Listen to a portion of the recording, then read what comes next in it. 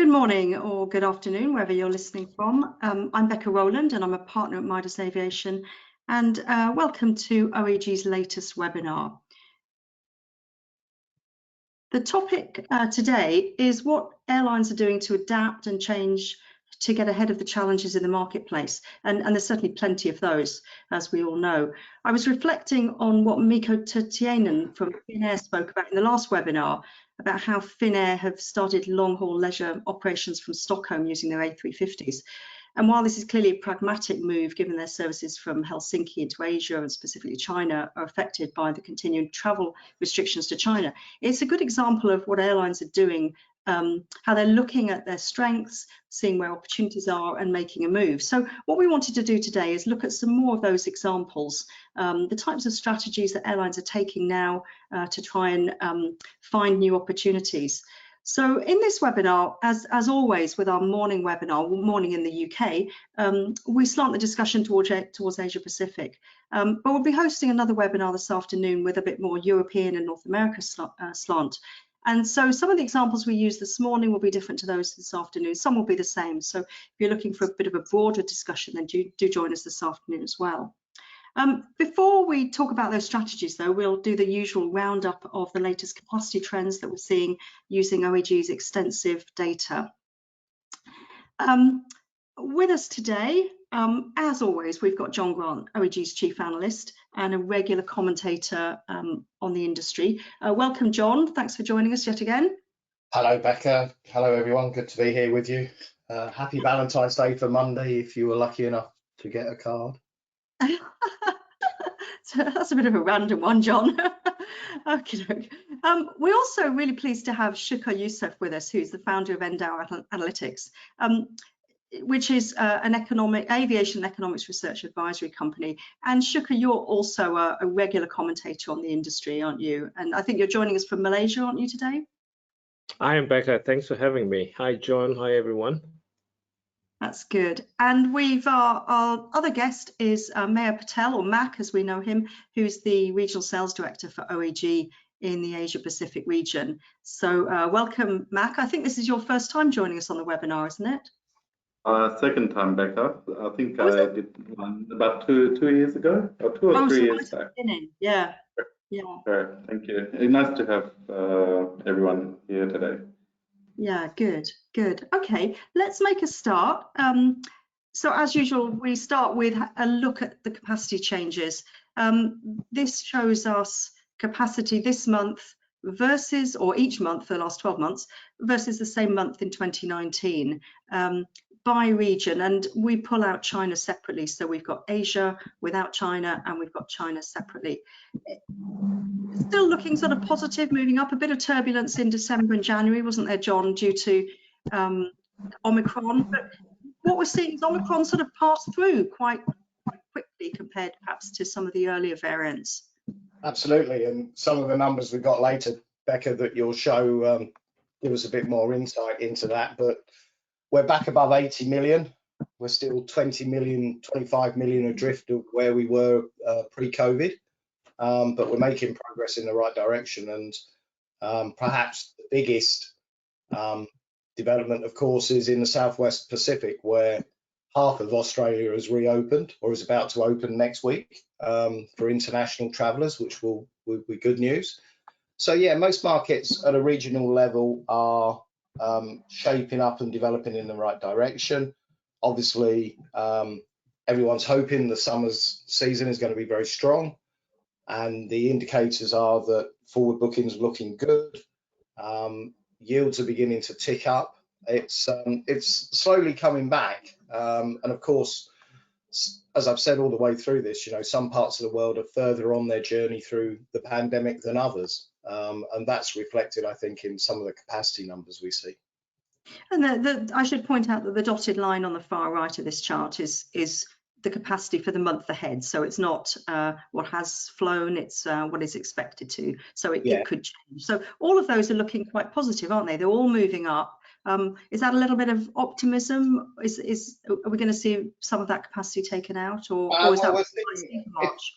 Yes, if we look on a rolling 3-month forward basis, then we're seeing each week about 7 million seats being removed by airlines around the world.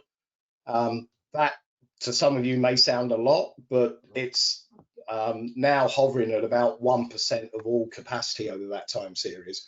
So we've got more stability in the market. And actually, I think what is interesting is we're not seeing airlines respond and make knee-jerk reactions when markets are opening. So, you know, one of the things this data is all about is capacity. Demand is the most important factor, of course. Airlines need to fill the seats and with good yields. So, you know, Australia is a great case in point where the market was announced that it would reopen in 2 weeks' time. And actually, no airline has added more international capacity. Everyone has kept the same capacity because they're probably thinking we've got plenty of seats to fill anyway. And if we can get another $20 per head on the yield with the price of fuel and oil going above $100 a barrel briefly this week, they'll want to do it.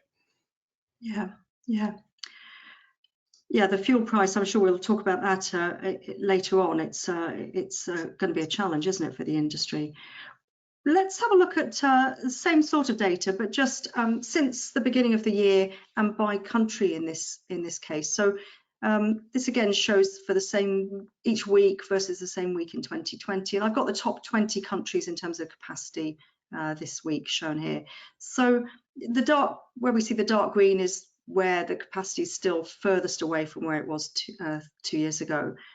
So, you know, a lot of variation there. But Matt, let me come to you. What are we seeing in terms of travel restrictions now across Asia Pacific? What are the sort of recent? John just mentioned Australia opening up shortly.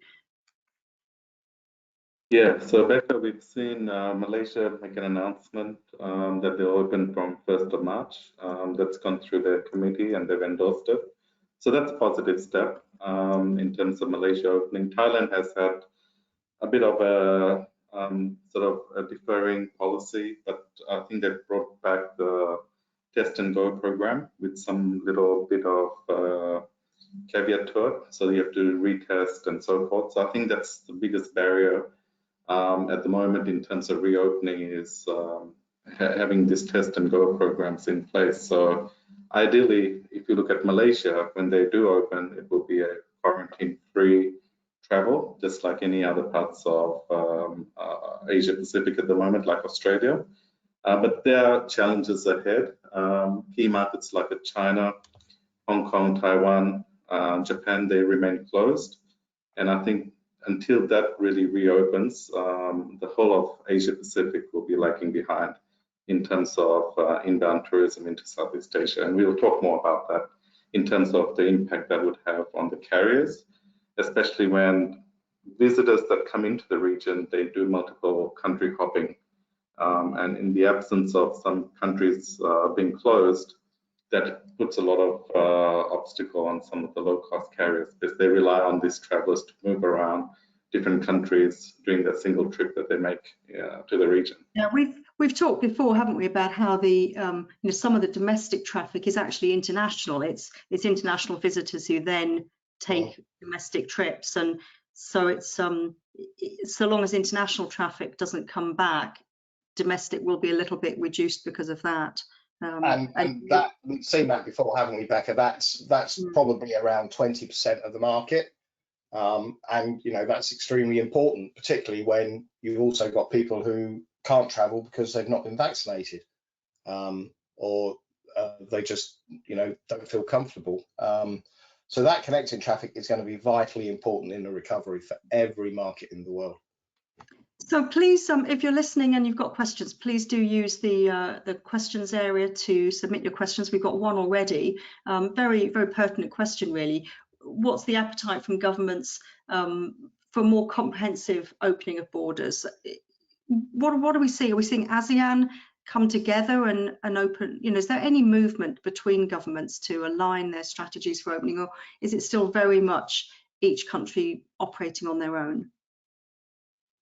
It's very much scattered, Becca, I'm afraid. And that's one of the criticisms that the Association of Southeast Asian Nations, ASEAN, is facing, pretty much because they haven't quite streamlined themselves or got together in a move to allow carriers across the region. It's funny because we do have an open skies agreement amongst all the 10 member countries of within ASEAN.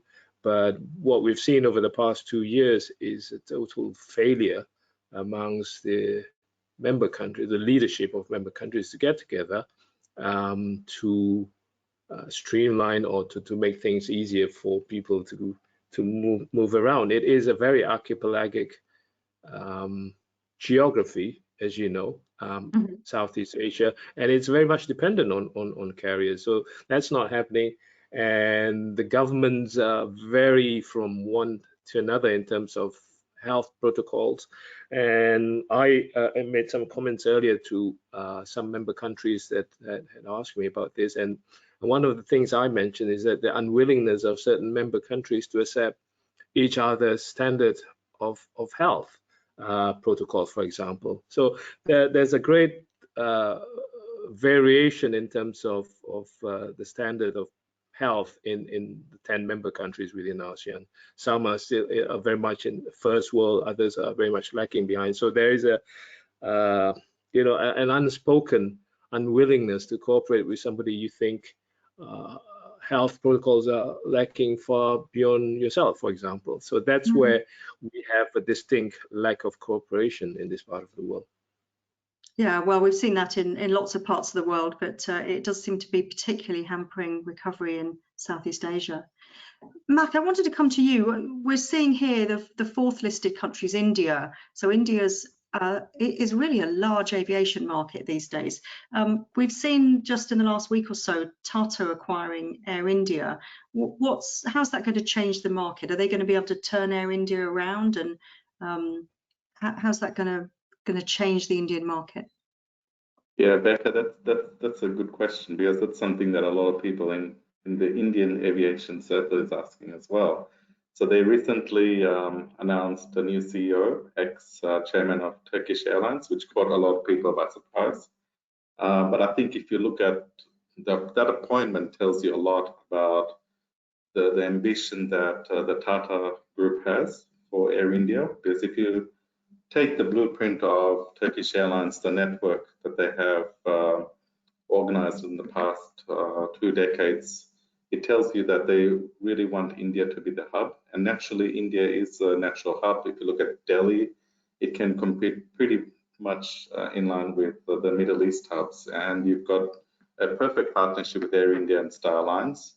So I think whilst there will be some complexities in terms of merging the different airline groups within the company itself that Tata has, I think the key question will be the complexities around Vistara, which is a joint venture between Singapore Airlines having 49% and Tata having 51%. So getting all of that into consolidation will be a lot of effort that will be required by the new CEO that's coming in. And also they'll be competing against established players like Indigo, which is a very successful low-cost carrier in India. And the changing landscape with new entrants that we've heard recently, Akasa Airlines that has ordered quite a large number of 737 MAX. They'll be looking at domestic market, and then eventually they'll probably tap into the Middle East routes that have been quite successful. If you look at the likes of Air India Express, if you want to replicate some of that success there. And of course, you've got some basket case carriers there, such as SpiceJet and a few others like Go First, which is going to push a lot of price war and make new entrants feel the pressure will be on them. Yeah, Mac, is I mean, strikes me from outside looking in. You know, in Europe we have been blessed. That's the only way to describe it, with Alitalia and the problems of Alitalia. Is Air India the equivalent of Alitalia in South Asia? Yeah, John, I think you can draw the parallels there pretty well. But I think if you look at Tata's, they were the original owners of Air India, and it used to be called Tata Airlines way back. So I think there might be some emotional component to the purchase, but I think they got a good price from the Indian government, and there was a lot of concession being made in that sale to make it attractive for the buyer to come in. So I think it's a vision of the Indian government to get out of aviation and leave it into the private hands and transform Air India to its glory days when it used to be known as one of the world's best airlines that used to go and train other carriers how to manage their business. So that's the dream, and then that's the vision of what Tata is trying to do with Air India moving forward. A complex task, but some will say that it will be achievable, but we'll just have to see how that pans out. Yeah, let's watch this space. I know we've written pieces for OAG over quite a number of years talking about India and when will it fulfill its potential. So, we always look at these moves and think, is this the moment? But watch this space. Okay, let's move on and start having a look at some of these strategies that airlines might be taking. We've listed a number here on the left that we've come up with of things that we're seeing airlines doing that seem to be working for the moment, and we've got a few examples on the right, but we'll go on and discuss some of these in more detail. So network experimentation, we've seen a lot of that. One of the things we've seen in particular is legacy carriers operating seasonal leisure markets. We've seen lots of new routes, especially in Europe, which provides opportunities for regional airports potentially. Hub breach or hub busting, hub breach. We're seeing particularly in the US, some of the low-cost carriers making inroads into some of the hubs, not in a major way, but definitely increasing their market share. And we've got a few examples, certainly this afternoon, if not this morning. Hub bypass, we've got some examples there of certainly Qantas flying direct to India, not via Singapore, and going past that hub for multiple reasons, I guess. Strengthening hubs, we've got some information we're going to share on Singapore Airlines. Market share grab, I think that's what you'd have to call what Ryanair's doing in Europe, and got some big numbers to look at there. The Finnair example, really exploiting a competitive weakness, going into Stockholm. Airline startups, I know Matt just mentioned Akasa Airlines, and we'll have a look at them. Mergers, we just saw the last week Spirit and Frontier, didn't we, John? Do you want to say a word about that? Is that a really good move? Well, for both of them it is. I mean, it's a very fierce market in the United States. The collective roll-up puts them into a fifth position in the market behind American, Delta, United and Southwest. And I think it's interesting because as we're coming out of, the pandemic, those airlines, it's a bit like sort of coming out of a war zone. You look around and think, wow, I've survived. What do I do now? And many are probably thinking, I need to find myself some strategic partners I can work with that are going to help me and prevent me being trapped and caught like this again. So it makes a lot of sense. They've got the same fleet type. They've got networks that are complementary. But with any merger, Becca, the crucial factor is to make sure that those cost savings that they put into their documents are realised and that they deliver on those cost savings. Because if they won't and they don't, then the benefit will just drift away very quickly, especially with the price of fuel. So it should be good in the long term, but it's got to be well managed, and they have to be ruthless in how they look after the resources required. And we've spoken at length about the fact that we've seen fewer airline failures than perhaps many of us would have expected. We've also seen fewer mergers, haven't we, or acquisitions. Are there any that we could see in Asia Pacific? Is there anything you're looking at, Mac and Shukla, that might be on the horizon? Not particularly. I think apart from the one that we've already seen last year, which was Korean Air and Asiana, I don't see anything on the horizon as yet. Now, I think there's very little appetite for airlines to spend money, or rather to get into any sort of consolidation in terms of mergers that would require a lot of amount of not just energy but a lot of funds involved. So that's clearly not there right now. But I think there will be more collaboration in various forms, because they will need to team up in terms of trying to capture whatever's left of the market, and that I think will happen between the legacy carriers, the national airlines. Singapore Airlines and Malaysia Airlines already have an existing agreement, co-sharing, and I think they get on very well with each other. So that's something that they could pursue or expand, but nothing much in Indochina or in the Philippines or even in Indonesia, where Garuda, the flag carrier itself, is facing tremendous challenge to survive. Becca, I think the question, anyone should ask themselves in this situation is, why? Why should I consolidate? Why, if I'm the stronger partner, or I perceive myself to be the stronger partner, why should I invest? Why should I bring that into my business, particularly in Asia? In Europe and North America, where there are slot constraints at many airports, and there are some in Asia, but not to the same size and scale. People are probably thinking, I'll let that, I can see that disappearing, and at some point I'll take over. Yeah. Okay, let's move on and have a look at some of the examples we're going to show. The first slide is perhaps there's a bit less of an example of strategy, but we just wanted to have a quick review of where Cathay and Singapore Airlines are at.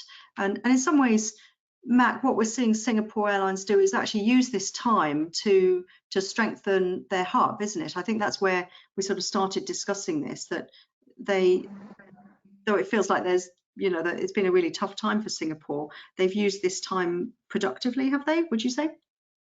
Yeah, I think it's broadly in line with the government's policy to open up travel. And we've seen Singapore take a lead on vaccinated travel lanes that they had announced last year. And that came at a good time, because a lot of the expats and the locals felt they've been sort of bottled in a very small, densely populated country. So I think if you look at the visionary of the Singapore government, that was also to capitalize on Changi Hub, grow and keeping it relevant as we move forward with the reopening. But there's also obstacle, Becca. If you look at the Kangaroo Road out of Australia, the transit point in Singapore becomes less attractive, because you require some sort of a test in transit. And if you look at some of the other hubs, like the Middle East hubs, they don't require that. So there's going to be a bit of a offshoot on that until they sort of bring that policy into line with their competing hubs like Dubai or Doha. But obviously, the government is trying to stimulate business, and it's supporting Singapore Airlines as much as they can. And we've seen that through the bulk of the rights issue that they had offered to shareholders as we went into the pandemic. And Shuko, you could probably provide some more details into some of the finances and the way forward that SQ is planning. Yeah, thanks, Mike. I think you made some very good points there about how, Singapore is unique in the sense that the government pays very close attention to Singapore Airlines in terms, not just in helping support it and propping it up and all, but also infusing large amounts of funds into the carrier via the Sovereign Wealth Fund. And that's clearly understandable, because Singapore's future depends very much on the success of Singapore Airlines. And now I think in terms of where they are financially, I do have a bit of concern where they might, it's one of the very few carriers in the world without a hinterland, without a domestic market, and clearly they're feeling that it's very hard on them. They're still burning in excess of 100 million Singapore dollars a month. That's the cash burn. On top of that, they run all these large wide-body aircraft. But then again, they have to continue with that and then persevere. And I think they understand where they're coming from, where oil prices are likely going to be in the near future, and that's going to have a huge impact on them. So in January, they've come into the debt market, raised over 1 billion Singapore dollars. Is that going to be sufficient? Not at all. I think they've burned well over 10 billion Sing dollars in the last 18 months, very quickly. I think they're still very well capitalized, well funded, but the need for cash is so huge that I think they'll have to go into the marketplace at some point this year, perhaps later this year, because to sustain that sort of business, and the fact that interest rates are coming up, the fact that oil prices coming up, and the fact that Singapore is a hugely expensive place today compared to 2 years ago, pre-COVID, to do business, and they haven't really got rid of a lot of stuff, so they're still very much on the previous employment level for the crew there. Suka, you were Sorry, sharing. You have an estimate of the cost of fuel for a A380 sector, Singapore Heathrow, haven't you? That's correct. Yeah, from what I'm told, and this is pilots and financial people, treasury people in the marketplace explaining to me just how expensive it is to fly from Changi to London Heathrow, for example, which Singapore Airlines has, I think, 3 or 4 flights a day. 3 a day. Three a day. Three at the moment. Yeah, they used to have 4, and they're using the A380s now.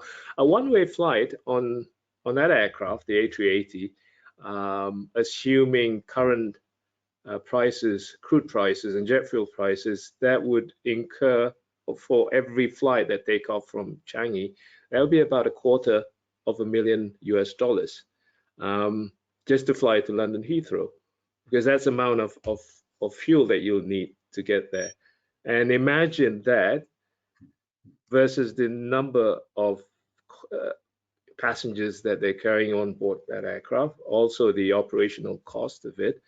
And you don't have to be a mathematician to see that they're losing quite a huge chunk of money on every single route to the UK. And recently they've announced also that they're going to double direct flights from Changi to San Francisco twice a day, and that's also going to increase the expenses because it's just very, very expensive to run those flights. But then again, you need to understand the thinking behind Singapore Airlines, and this I'm told by people who work there themselves, that it's all too easy to criticize them for mounting all these flights, but they need to open this up and to, as much as possible, to try to entice as many people to go on board. And they're doing it in conjunction with the government's move to open up Singapore and to allow, and they're thinking, a lot of thinking going on in Singapore right now, and a lot of things are going to be done within the next couple of weeks, I'm sure, in terms of opening up and in terms of allowing foreign visitors, perhaps even without using PCR tests. I mean, they're talking about just using antigen tests now at Changi. So very proactive work from the Singapore government, from Singapore. But again, to be realistic, the amount of money that needs to sustain such an airline of SIA's magnitude, is only a country like Singapore with a AAA rating can muster. I think any other airline in any other country in Asia, not just Asia Pacific, would have gone down by now. So the fact that Singapore is a very well capitalized country, the fact that it's AAA, the fact its credit rating is very secure, that's helping a lot to back an airline like SIA. Interesting. And what about Cathay? I mean, that seems a bit tougher perhaps for Cathay. What are the things that they're doing right? We're trying to look at sort of where airlines are getting strategy right and finding ways through this. Is there anything we can point to with Cathay that is positive? I see at the bottom of these lists that you put together, Mac, that both of them have got a dual brand strategy. Are they sort of sorting out where they fit in the market during this time? Yeah, so Becca, if you look at both Singapore and Cathay, they've adopted the low-cost model as well. And I think the time is probably right in terms of post-COVID recovery, that some of the routes will eventually end up with the LCC subsidiary or more so into the secondary markets. And recently we did see HK Express, which is an affiliate of Cathay. They started services to Singapore. So that's something that was very heavily guarded as a full service carrier route in pre-COVID days. So I think there will be some strategy shifts around the dual brand, and they'll progressively be very aggressive in terms of its implementation than what we have probably seen in the past. And I think if you look at Cathay's key strength, and I think sometimes it gets overshadowed with what's happening in Hong Kong or the lack of understanding, is that they have rebased their cost structure. They've merged the Dragon brand with the full service Cathay brand. Liquidity is very strong at $4 billion US, so they're very well capitalized there. And because they've got a large cargo business, and Hong Kong being one of the largest cargo hubs in the world, they were actually able to turn around a profit within the group. So less flying from passenger services, but they kept the freighters going and some of the belly space and some of the converted passenger aircraft that went into cargo, and looking at new types of products and services and new city pairs that allowed them to sort of do a rethink of their strategy and how they can actually serve some of the business segments that otherwise would have stayed grounded because of the tough quarantine measures that Hong Kong requires, which is about 3 weeks quarantine for any overseas visitors that are coming in, which is not sustainable in the long term. So they've pivoted to the cargo model, and obviously you've seen that was profitable, but current challenges, there are some doubts around the tightening of the aircrew quarantine requirement, reduced passenger cargo capacity, which is around 20% of their cargo operation. I think, but that's on a very short-term basis. And if you look at last year, they had a very similar experience. So I think once things open up, HSBC recently came up with a research report that they think that they'll probably be profitable in 2022 on the back of any strong recovery that will come in the next couple of months. So yeah, so there's a bit of optimism in terms of the strategic work that they've done, and I think they've rebased their cost structure, which is the most important bit going into this crisis. Okay. Sorry, Becca, I just want to jump in very quickly. Those are very, very excellent points that Mac brought up about Cathay. And I just want to say that any talk of the impending demise of an airline like Cathay, which has been talked about many times in recent, in recent months, is to paraphrase Mark Twain, is grossly exaggerated. This is a very strong carrier, very well managed. And not just on cargo aside, I think they have been doing a lot behind the scene. I think one of the strategy that they're looking at now also is to do away with many of the expat foreign pilots that they have, and that's very obvious from what they're doing in recent months.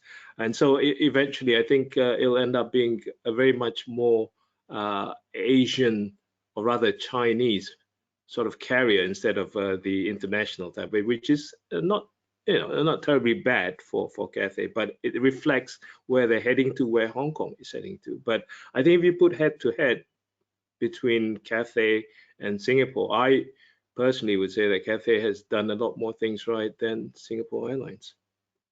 Very interesting. If you're listening and you've got comments on that, then please do pop them into the question area. That'd be interesting to see them. Let's have a look at some other examples. I know we could talk about Cathay in Singapore probably the whole hour, but let's have a look at one or two others.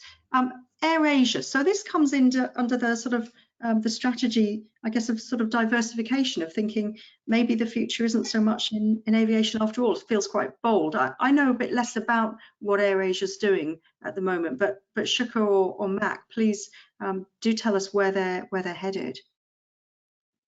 Yeah, well, so I think. Can start off. Go ahead, Mike. Go on. Yeah.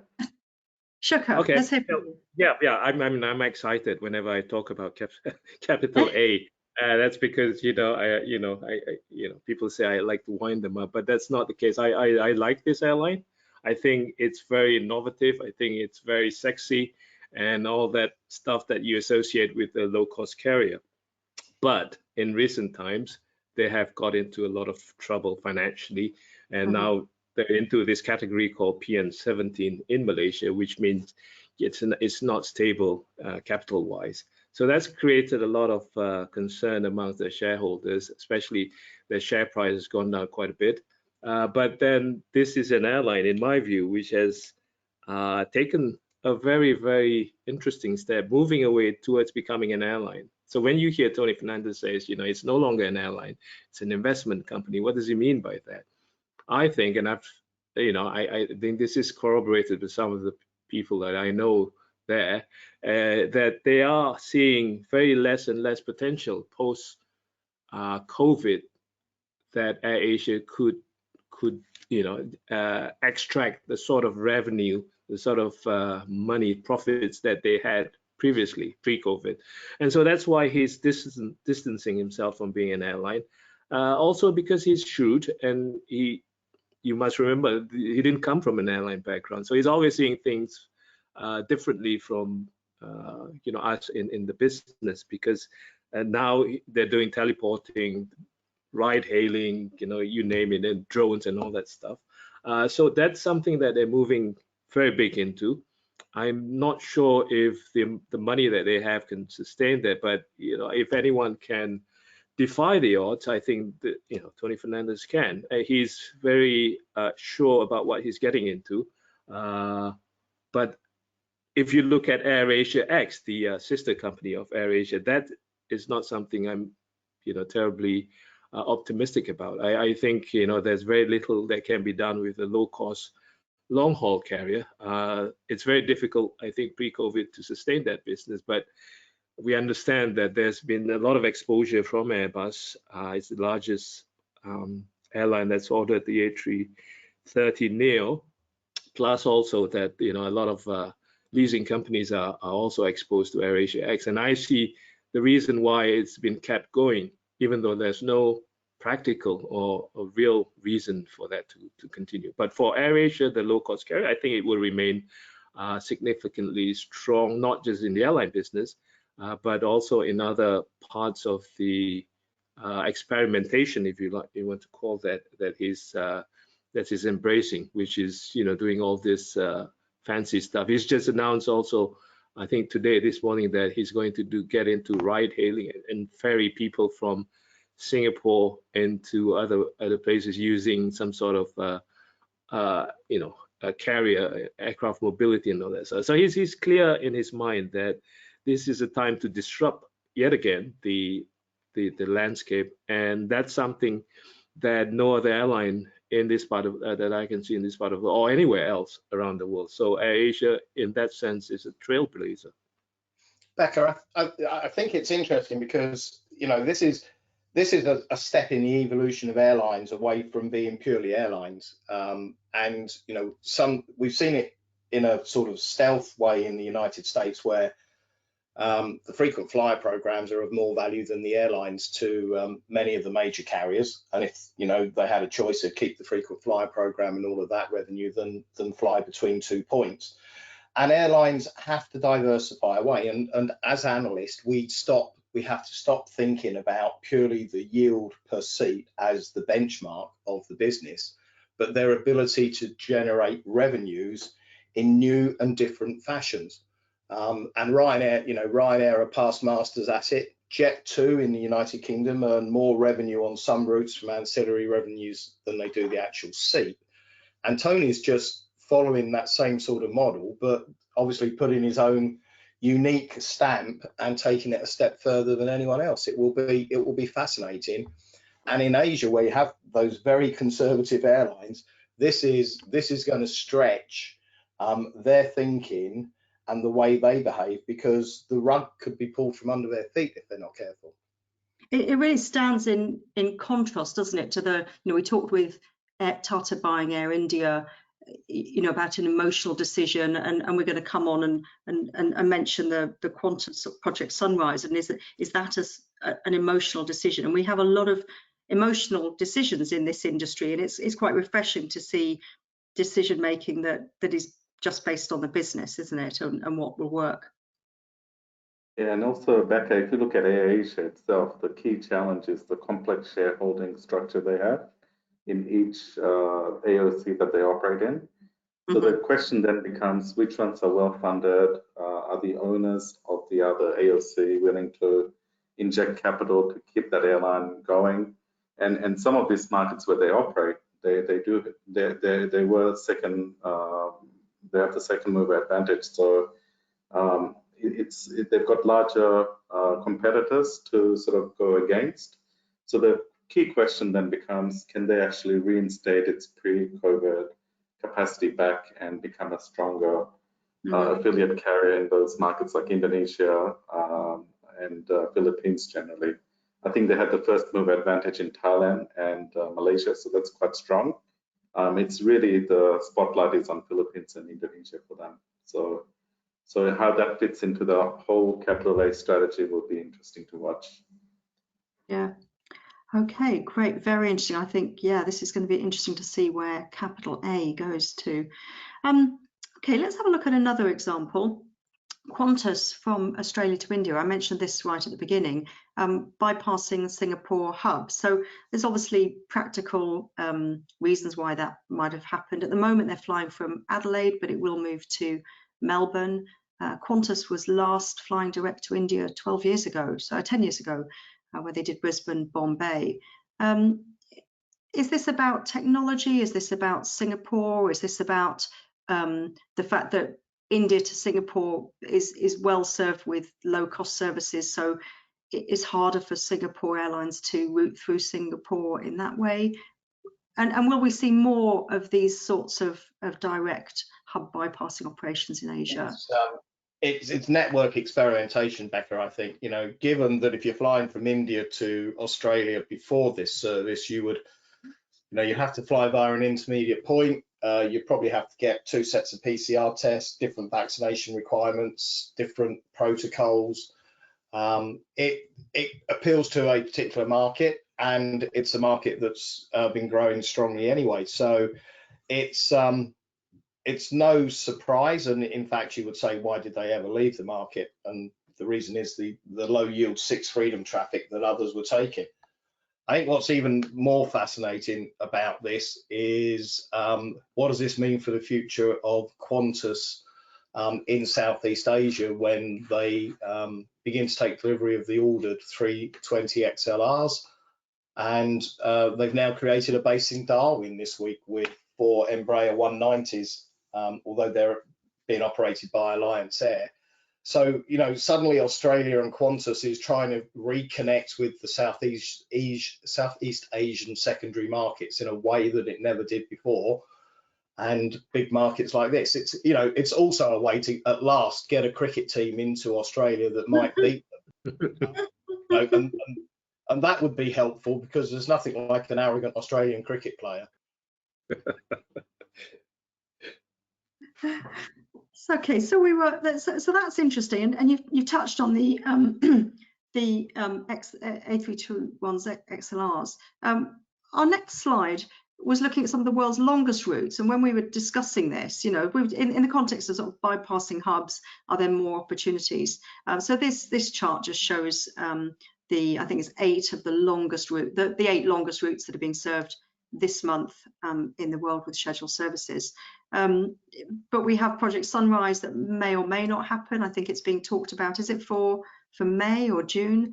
But is that a distraction? Is it things like the XLR that's actually going to create more hub busting opportunities than these ultra long haul air services? I think Australia is unique in that sense that you know, Qantas doesn't really see Southeast Asia as really an important market for them, and I can understand that. So when you talk about Project Sunrise, I think I've heard recently that there will be some sort of flight taking on perhaps an experimental flight in May between Sydney and London, or perhaps between Sydney and Toulouse, where the HQ for Airbus, because they're flying the 350-1000 I think that could happen. I have it very well informed sources have explained to me the rationale behind that. And when that happened, I think that there's a complete bypass of all the hubs in between, whether it's in the Gulf or whether it's Singapore. Now, Singapore has understood this for a long time. They're not going to depend on the kangaroo route forever. And so that's where Changi has had to work terribly hard to ensure that they remain relevant and they still can exist in terms of capturing the transit market. And it's also right that, John, you highlighted Darwin. Darwin is incredible because it's close to Indonesia as well. So, and we've not talked about Indonesia, which is a huge market, very fragmented and in deep trouble among some of the carriers there, but holds the key to success for the rest of the Southeast Asian market.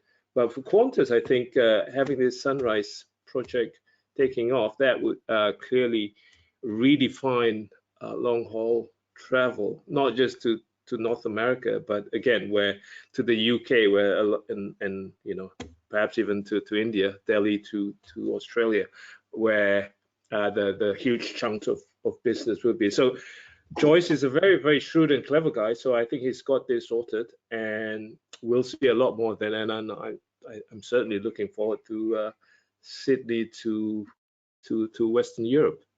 Yeah, we've got a mistake on the slide here. It shouldn't say JFK LHR, so just we'll correct that. Becca, I think the fuel price though, will it still go ahead with the fuel price as it is? I think so, because the 350-1000 has got such incredible economics that it would make sense because the demand is there, and I think there will be increasing number of people. Let's not forget, Australia is hardly 20 over million population, but they're very high purchasing power and a lot of interest for tourism to that country as well. So this is a very well thought through move, and that's going to be executed. And I think it will again redefine the way we travel in the future. If you talk about long haul intercontinental flight, this is going to be one of the key ones, and which will make sense because a lot of the intercontinental flights are not going to make sense for countries like Australia, like Singapore, because it's just going to be terribly expensive when crude oil surpass 100 a barrel, which is going to happen at some point this year. Becca, I think if you're in Sydney, one of the great advantages of this for the corporate traveller is that whereas previously you'd need to leave Sydney at early afternoon, mid-afternoon to get to Heathrow at 6:30, 7 o'clock the next morning, you're going to be able to finish your working day and probably not leave Sydney until about 7 or 8 o'clock in the evening, maybe even later. And that gives you back a full business day. And for the corporate traveller, that could be very important. So I think, it has a great chance of success. I think another interesting one on here, which we've not really discussed, is understanding the market you're serving. And who would think that a route like Bangalore, San Francisco would exist? And it does, because it's all about IT, all about development and high yield. But it's not a natural market. It's a market that fulfills a corporate need and a corporate demand. And I would think a lot of people in San Francisco went to United and said, "We need this service. Make it happen, please." Yeah. I'm gonna move on. I just realised we've got quite a lot of slides still to get through, so let's try and just touch on some of the other things we were looking at. Airline startups. We've picked Akasa Air here because we're interested in what's happening in India. It's got do you want to tell us just a little bit about it, Mac? And then I'm interested to hear from Shukru about some of the issues with startups. I know you wrote something about My Airline, which is a Malaysian startup, isn't it? So Mac, first, do you want to tell us a little bit about Akasa? What's the potential there?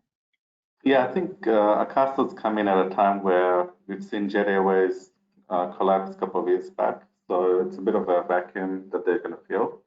And if you look at some of the management team, a lot of them have come from Jet Airways. And they've got a strong backer.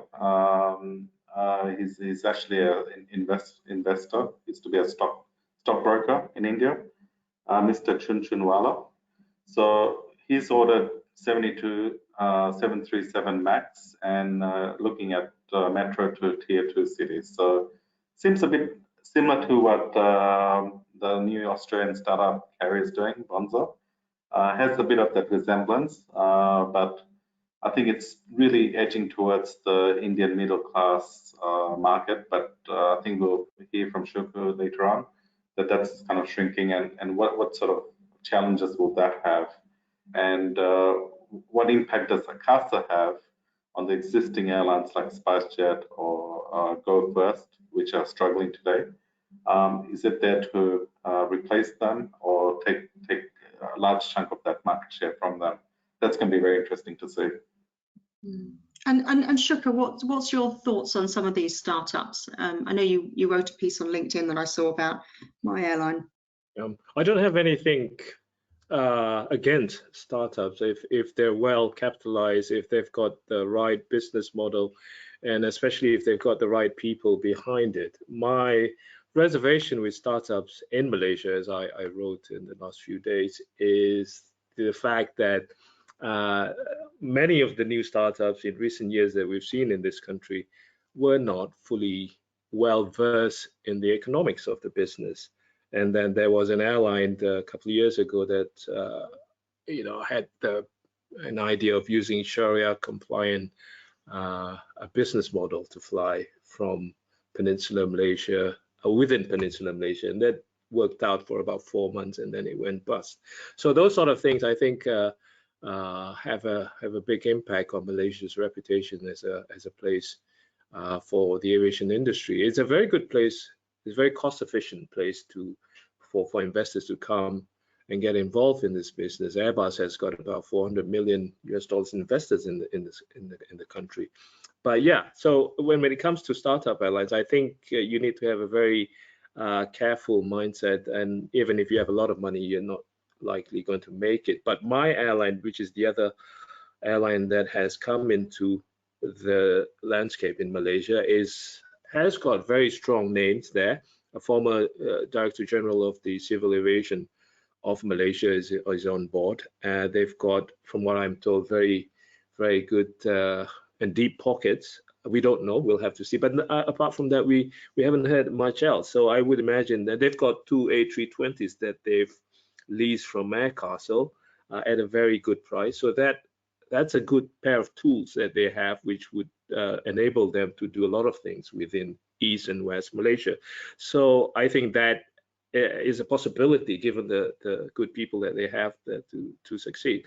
Akasa, meanwhile, in India, I have a few red flags for that, because any startup airline that places an order for such a huge number of aircraft, especially the MAX, well, I don't know if that's a very good idea to begin with. So we don't know if if it can compete effectively against Indigo. India is a huge, wonderful base to do a lot of these things. But again, as I was told last week by some friends in Mumbai, that the middle class apparently has shrunk in India. And I had some banker friends who corroborated that.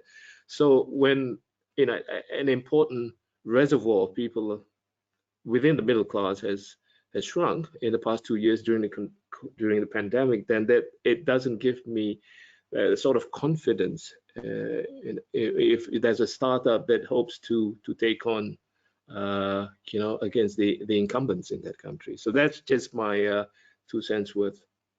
Yeah, no, it's very interesting. We need to hear that as well.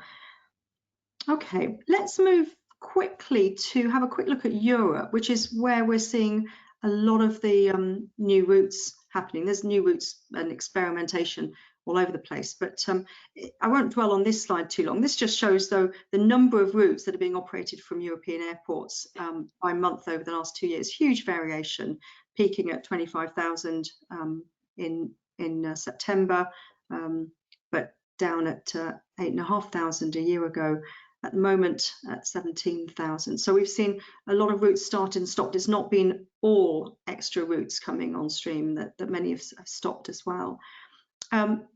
John wrote a blog, I think 2 weeks ago, that looked at low cost carriers market share. And the thing I wanted to pull out from the data here, which is from his blog, was this 8% increase, a percentage point increase in low cost share in Eastern Europe and Western Europe. So, and particularly, if I move to the next slide, it's particularly Ryanair we see. So this top table here has our 3 largest European low cost airlines with the seat capacity. Oh, sorry, I've gone on one. Seat capacity in February 2020, and then 2022, and then the change. And you know, Ryanair, we're seeing 15-16% share of seats in Europe at the moment. John, do you want to speak to this? Because we've also got some information about the aircraft orders. So this is only going to increase, isn't it? The low cost penetration of the market. Yeah, hi Becca. It is, and it just goes to show how successful they have been during the pandemic. Excuse me. All of the low cost carriers have been much more fleet of foot, agile in their network. They brought their fleets back quicker. They don't have connecting passengers. They don't have complexity of a business operation or a network operation. And Ryanair have, quite frankly, gone for it big time. And you know, they're ahead of everyone else. At the back end of Omicron, they brought back capacity quicker than anyone else.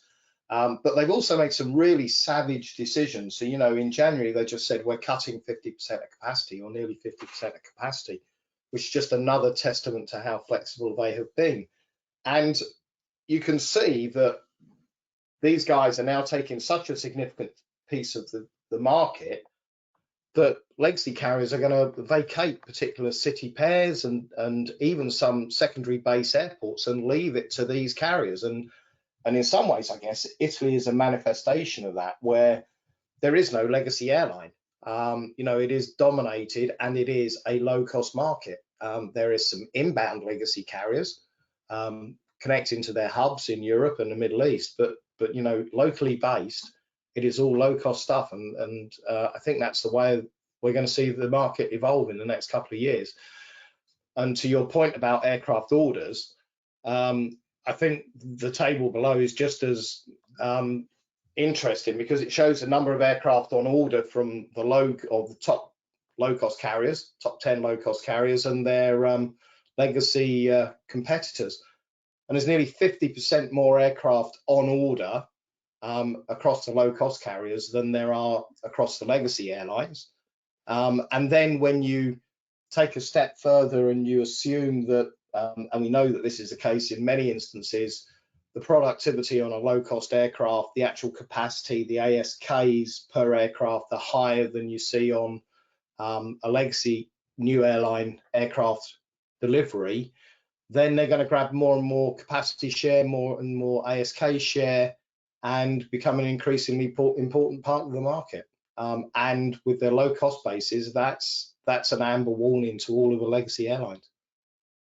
Yeah. So by my calculation, if low-cost carriers now are providing, I think it's over a third of the capacity in Europe, that's probably translating to 40-45% of the traffic, isn't it?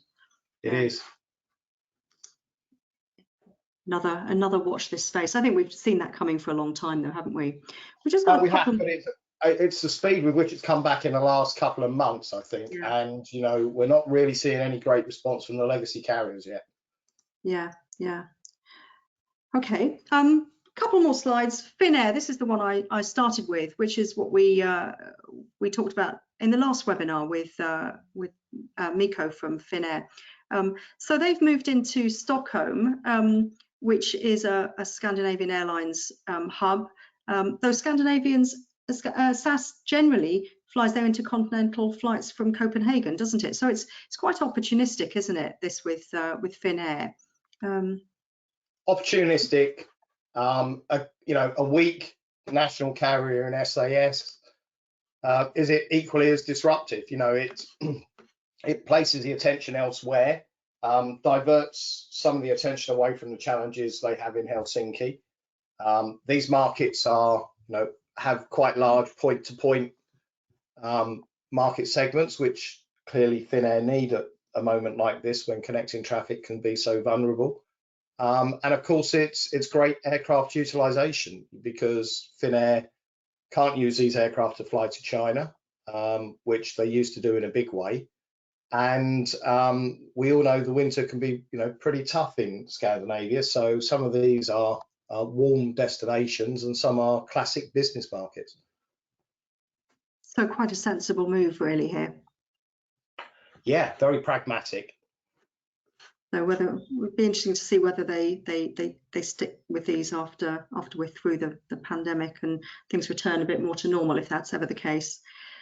Okay, great. And then we spoke about Frontier and Spirit and the merger. This is just taken from OEG's Mapper tool, shows the route network for Frontier and for Spirit, and the grey lines, which you can just about see, are where they both operate a route. So not a lot of route overlap actually, but similar sort of patterns of market market operations or similar networks. I think you said at the beginning, didn't you, John? This does seem to make sense, but they need to keep an eye on the costs, don't they? Yeah, it's all about the integration cost, Becca, and delivering on that. That's, I think, what investors will be looking to ensure happens. And the fleet is perfectly matched, and that's always in any merger, I think, a big issue. They've got commonality, and that's a big step. Okay, that's so that's our whirlwind tour of different strategies that we're seeing taking place. Thank you, each of you, very much for your contributions. Is there anything you'd like to add? Is there any other comments about how airlines are tackling this that we haven't covered that perhaps we should just close on? There's a question from Gary Bowerman in KL. Hi, Gary. Hi, Gary. Yeah, this is an interesting question. As travel starts to return in Southeast Asia, while jet fuel costs rise, can carriers entice passengers back on board through discounting and a price war? They can, and I'm sure they will, Gary. And if they're not careful, that will result in some horrendous losses. It's the balance between proving that you can be cash generative, producing some revenue, and profitable operations. So those revenue managers who've not done anything for the last 18 months except worry about when things will return to normal have now got to earn their crust. You've got to entice people back, but only sell 1 or 2 tickets at those prices and then move on to better things. Lovely. Mac, any final thoughts from you? No, I think it's going to be an interesting couple of months in Asia Pacific as different markets open up at different protocols and process. So I think, yeah, as John said through Gary as well with fuel price, I think keeping the airfares low and attractive will stimulate demand and get people traveling again. Great. And Shukur, any final thoughts from you? It's good to have you with us today. Thanks very much, Becca. I just a quick note, since Gary is also online, that Gary's done a great job out of Kuala Lumpur talking about Southeast Asia travel. So great job, Gary. Otherwise, I think my point of view is really that there has been, over the past 2 years, a severely dislocated system brought about by COVID. In fact, I'd go so far to say there's a permanent demand destruction as far as the airline industry is concerned, and I fear very much for when people talk about pent-up demand, I don't know if that's really going to happen. Perhaps it has to be sustainable. I don't know if we'll ever get back to pre-COVID. I certainly hope so, but I have my doubts. You could say I'm a skeptic, but for various reasons, I'm looking at the data, I'm speaking to people in the business, and I think it will have a severe impact, particularly on airlines that are very hugely dependent on ultra long haul travel or intercontinental flights. It would benefit LCCs, I think, the likes of Cebu Pacific, AirAsia, and perhaps some of the smaller byproducts of Lion Air, SAJ and all that. They will do well. Indonesia will just plow on. But otherwise, I think it will be an interesting year, and the Tiger year, that we've just celebrated here in Southeast Asia typically brings about a lot of upheaval, but also a lot of benefits. So let's keep our belts on and have a nice ride in the next few months. Thank you very much. We'll draw the webinar to a close there. You will get a copy of the recording afterwards. And there's another webinar this afternoon where we'll be focusing a little bit more on Europe and Asia Pacific. So do join us for that if you'd like. The next webinar will be on Wednesday, the 16th of March, and we look forward to having you join us then. Thank you very much, John, Mac, and Shukur. It's been a delight talking to you again. Okay, bye-bye. Thanks everyone. Bye-bye. Cheers. Bye-bye.